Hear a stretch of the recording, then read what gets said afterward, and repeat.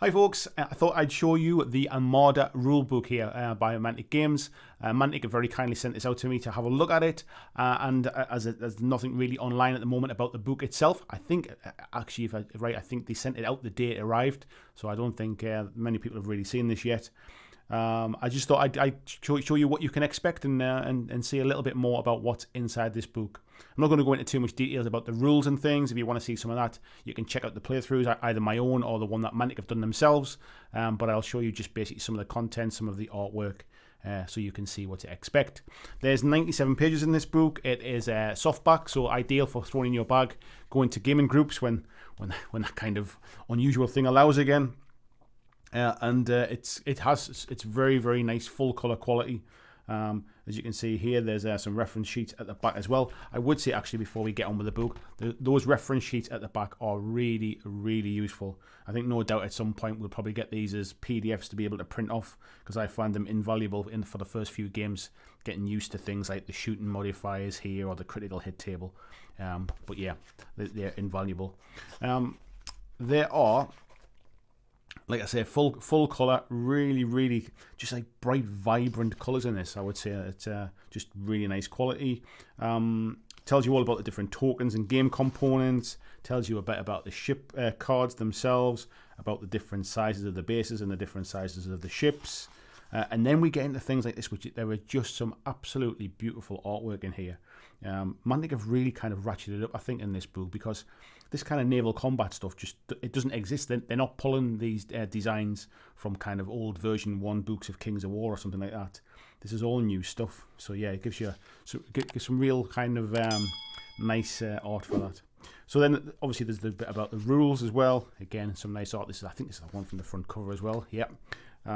It also has some nice kind of sort of black and white sort of drawings in there as well that I really like. A little bit about movement and measuring and turning. A little bit of background story there as well. And again, a nice black and white ink drawing. Collisions and evading. We've got some stuff here on shooting. A little bit more about shooting as well, and the modifier table. And again, some nice black and white art. Damage, critical hits, raking fire. Raking fire is kind of what's also mentioned in the Mantic video about crossing the T. It was something I was desperately trying to get off in my playthrough video to show you, but it never happened. Fire issue bears and ships on fire. There's nerve values there as well, and about destroying ships and surrendering ships. Again, nice little bit of background lore text here as well. Again, some really nice artwork. I think you've probably seen this one online, but it's quite stunning across the 2 pages there, especially like the skeleton head flying across there. We've got about boarding actions and multiple grapples when you've got lots of different ships together. We've got skeletons flying across on ropes here, and a monkey with a gun and a squeeze box there. A little bit more flavour text and stuff, things about boarding actions. These are where you get the additional rules in. So we're talking about things like leaving the battles and terrain and weather. We also get into here as well the full wind rules. So this is what some people are saying they thought it potentially might be a little bit simple. I personally find it works sort of great by not complicating it further. But if you want to be if you've got a couple of factions with sails and you want to take it a little bit more in depth, then these rules are great. We've got about oars and engines in there as well. Explanation here on how you're building a fleet. It's really, really simple when it comes to fleet building. Essentially, you play it on a points level. If I remember right, you have main battleships and support ships. You can't select support ships only, so you can't just fill your list with lots of small ships. You must select at least 1 main battleship, and then you may select up to 2 support ships for each main battleship. And you can't mix and match between different fleets, so you couldn't have like battalions and orcs in the same ship, in the same fleet, for example. There's some things here as well about for every full 50 points being used, you have to have at least 1 ship of any size in your fleet. So therefore, in a 150 point game, you must select at least 3 ships. In a 250 point game, you must select at least 5 ships. So this is to stop you just taking sort of like 3 or 4 of the huge big XL ships. This is where we start to get into some of the things that people have been asking about upgrades and magic and things. So here you have some restrictions about the upgrades. So no ship may have the same upgrade more than once, and each ship size can have up to the following maximum number of upgrades. So extra large ships can have 4, large have 3, medium have 2, small have 1, tiny ships can't take any upgrades. You can level up your crew. Everybody starts with a regular crew, and you can actually you can basically level them down to be inexperienced, which makes it cheaper to field them, or you can level them up to experienced, to what's called veterans. And again, how you do this is you take your ship and its points cost, you add any upgrades you want to add to it, and then basically you then add 20% of the total cost, and then that will basically upgrade your crew, or take 20% of the total cost away, and that will downgrade your crew. Here we've got some standard upgrades, things like boarding necks, grappling hooks, lucky crew, things like sturdy construction with different point costs. Here we have a table which shows some kind of magical upgrades as well, so things like fire oil. So when the ship wins a boarding action, place a blaze marker next to the losing enemy ship, which then basically sets the ship on fire. We've got things here like, let me just take one. We've got Sails of Honeymaze, which is once per game. If the ship is not anchored or grounded, it may make one extra move step beyond what the ship's current speed would normally allow. So there's some different kind of magical upgrades and sort of spells and things. There's some standard upgrades, and then actually on the fleet cards that come with the ships, each faction has specific sort of standard and magical upgrades that can only apply to those particular factions, which gives it a little bit more flavour as well.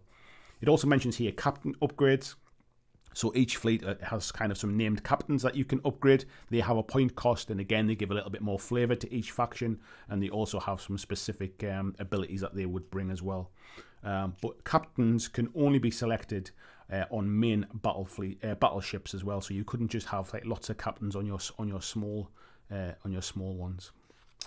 When I say small ones, I mean the support ones. Sorry.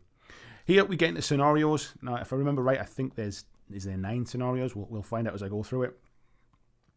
There's 10, sorry. They're all here.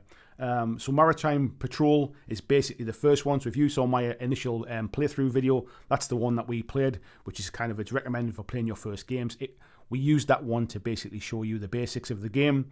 And you can either roll a d10 to pick one, or you just pick one at random. And it tells you how to place terrain, how to set up wind direction, speed, and things as well. And we go through them. There is basically Capture the Kraken, and again with some really nice artwork there. I'm sure people we can't wait to see that one. I need to get a Kraken model before I show you that one, but yeah, we'll show you that at some point. There's a one called the Vortex, which basically is about sort of the wind is basically moving around inside here. Sorry, not the wind. There's a vortex in the center, and it's pulling the ships into the center.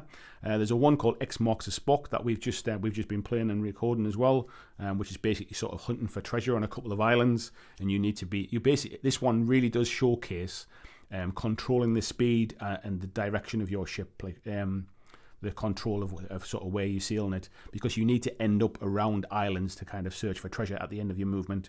It's really fun. This here is Hunt the Flagship. We've got another one here called The Storm is Brewing. We've got the next one here, which is Scenario 7, Attack Waves, and it says, attempting to stop a fleet from reaching safe harbour, the enemy have deployed in 2 waves to attack and then mop up survivors. Local militia have small coastal defence batteries set up in the area to offer support. So basically, we've got an attacker who deploys here in the centre of the board, and we have a defender who deploys here on the left-hand side. So it just kind of mixes it up a little bit. We've got one called Flotsam and Jetsam, which is Scenario 8. There is Treaty and Treachery. And again, we've got some unusual kind of sort of deployment zones and things. You're almost playing side by side on this one.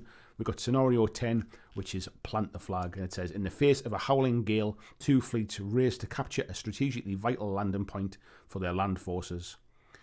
Don't play this scenario with the optional wind rules. I think that would really mess that one up a little bit.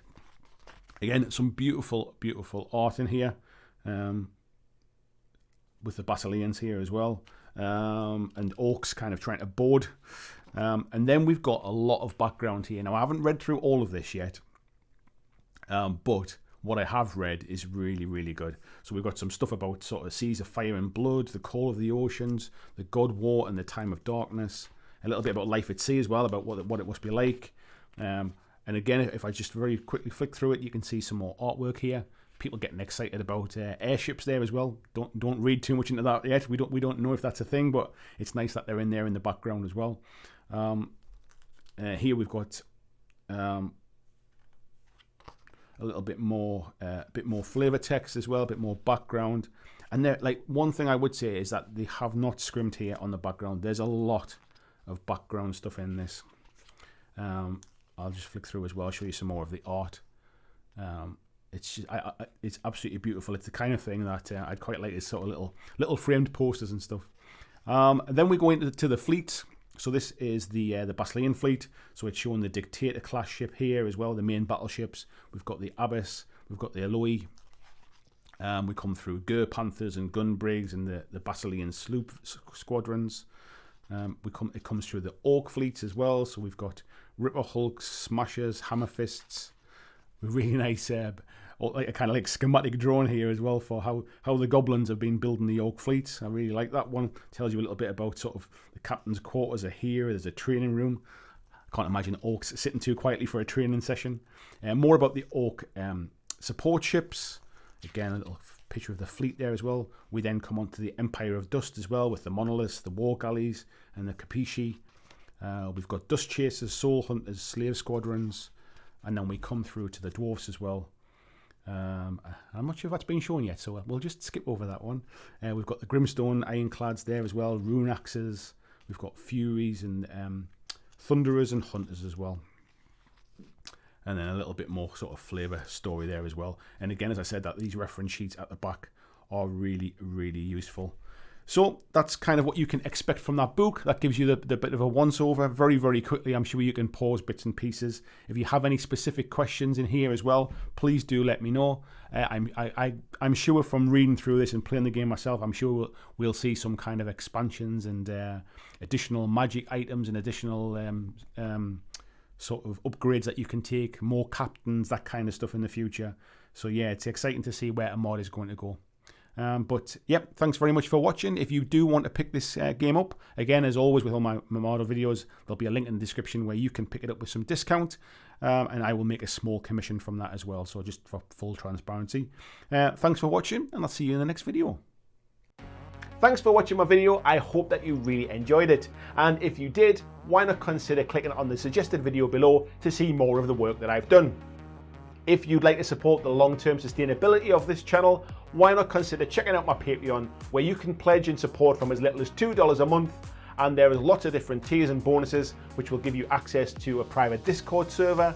It will give you free t-shirts, free mugs, a podcast every month, and a number of other things, including getting your name at the end of every video, like these awesome folks who already support me now.